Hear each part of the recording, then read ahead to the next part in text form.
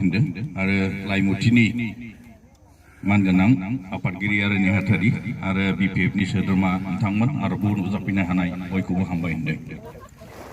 Actually आंथ' दा मा बुंबावनो आं जेब्ला बुङो अब्ला गैयाबाबो 1 घन्टासो नांगौ आंनो। मानो होनना बुङोबा आं बिजेपिखौबो मिथिजोबगौ इउपिपिएलखौबो मिथिजोबगौ आङो। सिङाव माबादि इउपिपिएलआ बिजेपिआ सिङाव माबादि बेखौ आं मिथिजोबो। मानोना बिजेपिआवबो आङो 3 बोसोर थाना फैदों, इउपिपिएलआवबो आङो 3 बोसोर आङो थाफाना मावदों। किन्तु इउपिपिएल हिसाबै आङो बेबादि जइन लानानै खामानि मावाखै, थाफानानैसो मावदों। मानोना प्रमद बर' सारा आंनि न' बिनि न' एटाच, जों ओंख्रि सोलायलायना जानो हायो, एखे गारियाव गाखोयो जोङो, मिथिबाय। दा बेनिखायनो गोबांथार आङो बाथ्रा बुंनांगौ दंमोन नैबे जायगायावहाय। मानोना बे दिनैनि मिटिंखौबो मैया बे प्राइमारिनिफ्राय थांदोंमोन मानगोनां दामफादामोन। जेब्ला आं रायलायबाय थायो अब्ला बंनि अबस्थाखौ खिन्थानानै आं बुंदों आं थांगासिनो दङ, मिटिङा ला, मा प्रब्लेम दङ आङो थांनानै हानायखिनि सल्भ खालामगोन। थिग बेबादिनो दिनै मिटिङा जाबाय। नाथाय आङो मा बुंनो मोनगोन 10 मिनिटसोल'। नाथाय आंनो नोंसिनि बे लामाखौ आन्दायै आधा घन्टा आन्दायखाबाय आङो। ओरै थांलायबाय गैया, आरो सिबबोलायबाय ओरै थांलायबाय ओरैबो नङा, सोङै आधा घन्टाखा। लास्टआवहाय हनै दामफ्लादा थांनानै लानानै फैनानैसो मोनफैबाय नोंसिनियाव बेवहाय। दा जियानो हक आङो मोननैसोल' बाथ्राखौ बुंनोसै। मानोना दिनैहाय जिखिनिबो फैनानैहाय बिथांमोना जे बाथ्रा बुंबाय, बिथांमोना बिथांमोननि बादि इउपिपिएलनि बादि बिजेपिनि बादि खालि खुगाजों बुङा, उइथ प्रुफ लानानैसो बिथांमोना ओंखारो, लेखाखौ लानानैसो ओंखारो, डाटाखौ लानानैसो ओंखारो, नंगौना नङा? बिथांमोनाथ' खालि बुङोल' आरो बुङोल', जेबो गैया बिसोरनाव। खुगानि बुंनाया खुनु नाम थाया दै, लेखायासो, लिरनायासो, नंगौना नङा? दा बिनिखायनो बिसोरनि बुंनायफोरा मिनिंलेस, मिथिबाय।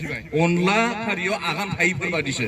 मानोना नैबे बिक्रम फंबाया मैयाहाय मोनसे खोथा होनदों। मा खोथा होनदोंमोनलाय?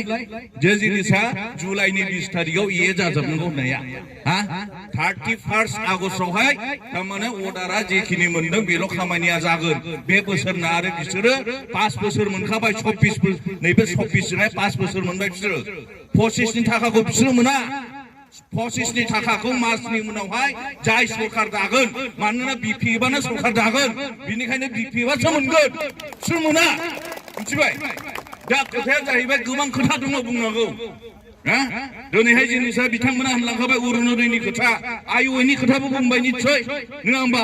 आइअएआ बिसिनि नङालै, न'आ बिसिनि नङा, बियो सेन्ट्रेलनिफ्राय फैनायसो, दाननो हाया, मिथिबाय। दाखालि आङो बैयाव हाबलांबाय, मिथिबाय। आइअए न'खौहाय सासे मानसिखौ दानबाय जाहैदों, दस्रानो होबाय। लास्टआव मा खालामबाय, बिसोरबोथ' गोरों गोरा, मिथिनानै दानो केस हैनो थांबाय। केस हैनो थांबा भिडिअ लिंहरनानै 5 लाखनि स्किम होफिननांबाय। दाननो हाया, बिसिनि नङा बियो, मिथिबाय। बे दा न' फैनायाबो बियो बिपिएफनि जिपिएस खालामना हरनायसो, बिसिनि दासो थांदों। बे थाखाया जेब्ला इउसि हरगोन अब्लासो बिसिनि थाखाया फैगोन, मिथिबाय। बेखौ जों बुजिनांगोन। अरुण'दयआ दिनै मोनसे गामियावहाय गैयाबाबो 4ल' मोनगोन, 3ल' मोनगोन। अल आसामावहाय नोङो 1.5 लाखल' अरुण'दय मोनगोना 3.0 होनना बुंदों। बियो खेबथाम जासिगोन, बेनिखायनो 3.0 आरो अरुण'दयआ अल आसामाव 1.5 लाख। होमबा अल आसामाव नोङो 126टा एमएलए दङ, मिथिबाय। 126टायाव जितु बेखौ माबायोबा एमएलएफोरनो रानोब्ला 1900ल' मोनो सासे एमएलएआ। मोनसे एमएलएनि आन्दारावहाय नोङो 7 नोङो एमसिएलएफोर दङ। बे मोनबा एमसिएलआव रानोब्ला नोङो मोनसे गामियावहाय गैयाब्लाबो नोङो 3 4ल' मोनगोन। आरो बिथांमोना मा होनो, न'खर न'खर अरुण'दय होजोबगोननो, न'खर न'खर साख्रि होजोबगोननो। आरे बाबा, न'खर न'खर साख्रि होनो हादों? हायाखै। जों मिथिगौ न'खर न'खर साख्रि होनो हाया, नाथाय बाथ्राया बिसो जागोन। मा बाथ्राखौ लाना बुङो बिसोरलाय? दिनैहाय जिनिसा बे मा होनना बुङो, चिरांखौ लानानै दिनैहाय इडुकेसन सेक्टरखौ बिथांमोना होनो दै। मा होनो बिथांमोनालाय? प्रमद बर' सरकार फैनायनि उनावहाय गोबां चिराङा दिनै इडुकेसनाव डेभेलप जाबाय 1 नम्बर।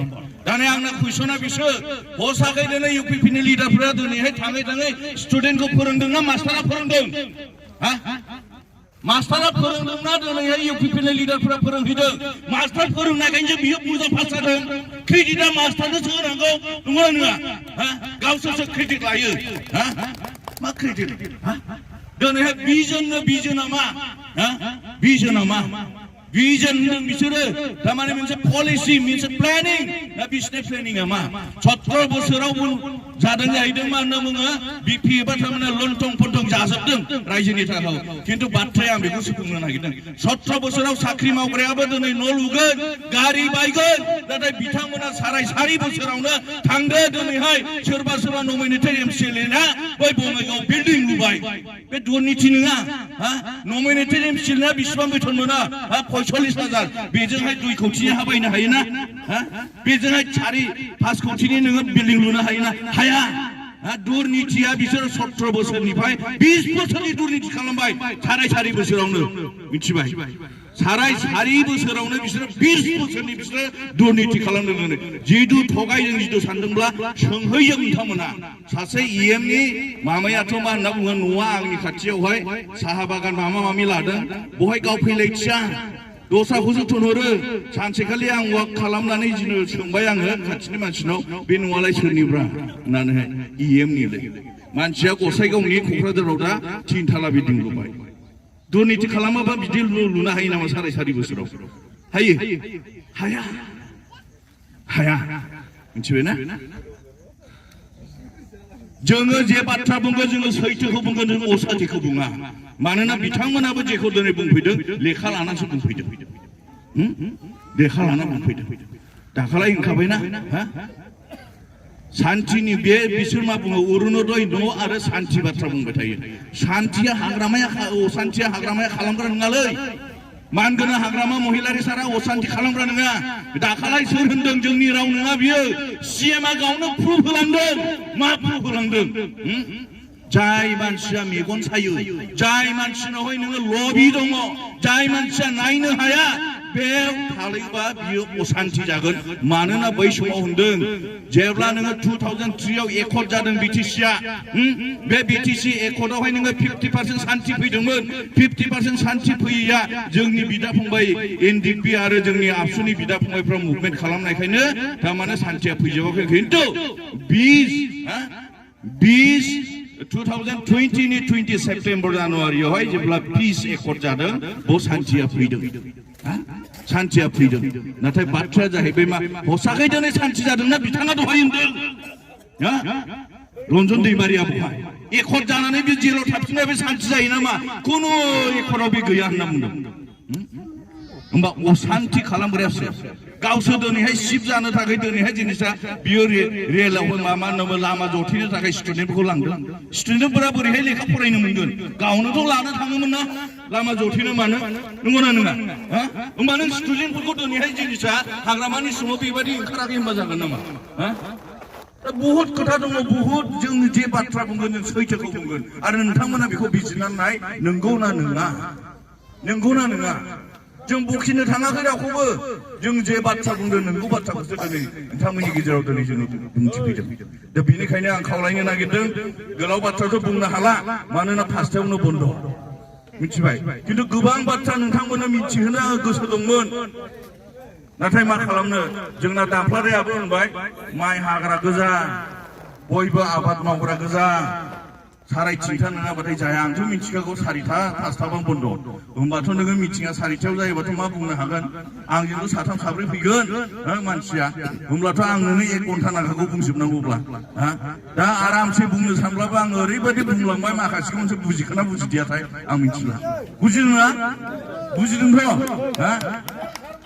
बुजिदों थेंक इउ बुजिनांगौ दिनैनि दिनाव लास्ट आं बेखौल' बुंलांगोन बहाय कंग्रेसबो दंना सोरबा कंग्रेस दङ कंग्रेस दङ कंग्रेसआव था जोंहा बुंनांगौ खोथा गैया खिन्थु बाथ्राया जाहैबाय कंग्रेसआ देरहानायनि खुनु दिनैहाय सुबिदा गैया बिथांमोना दिनै आसामखौ नायग्रोथों बिनिफ्राय बिटिसिखौ सिमां नुथों आसामावनो जेबो जिदु गैयाब्ला बिटिसिखौ नों ना एमसिएलएआनो दं ना इएमआनो दं ना सोरबायानो दं गर्जनलाया सोर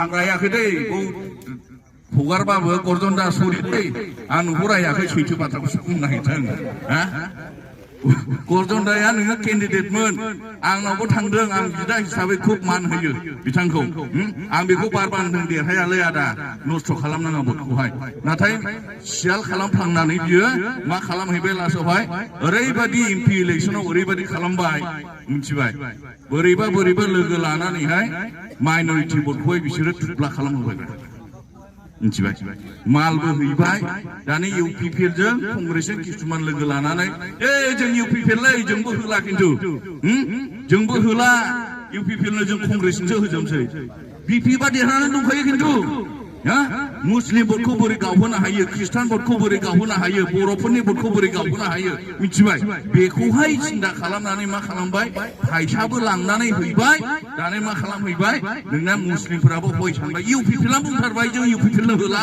जोङो कंग्रेसजोंनो होनोसै लास्टआवहाय मा जाबाय मुस्लिमफ्राबो नोंगौथ' लास्टआवहाय जोंनि हरैहाय मुस्लिमफोरा कंग्रेसनो होबाय गावबाय बरा नोङो जे बिपसिबनो फैनांगौमोन बियो कंग्रेसनाव थांबायब्रा बबाव बिदि खालामगोन बिथांमोना मिथिबाय ओंखायनो बहाय कंग्रेस दिनैहाय जोङो दाजाबो होनना बुङा उनाव फैगोन दे 20 बोसोरसोनि उनाव थाबाय था नाथाय जोङो कंग्रेसखौबो नायलांगोन सोरबा बिजेपिखौबो नायलांगोन दै जों नायलांगोन मिथिबायना दा बिनिखायनो आं खावलायदों दे नोंसोरो गावनि मुल्यबान भटखौहाय कंग्रेसनो खुनु पक्षे देरहाखाया दाखालै गरजन्दाया ओंखारदों जों देरहायाबाबो जोङो सेकेन्डआव थाहैगोन सेकेन्डआव थाहैनो मा होनो नंगौना नङा दा बिनिखायनो आं खावलायबाय नोंथांमोन बयखौबो नोंसिनि मुल्यबान भटखौहाय नस्थ' खालामालाबा बिपिएफनो होजोबदो आरो जोङो नोंथांमोननि जेखिनि उसुबिदा बेखौ जोङो फैनानै जोङो हानायखिनि जों मावफुंफैगोन आरो दिनैहाय सरकार बायैजों खोथा गैया सुदुदाया गोरों मानसि जितु रबिराम साराबो गोबां खामानि मावदों बिपिएफआव थानानै बिथाङाबो नोंसिनि ओनसोलनि थाखाय गोबां खामानि मावगोन बेखिनिखौनो बुंनानै आङो बुंनो फोजोबबाय थेंक इउ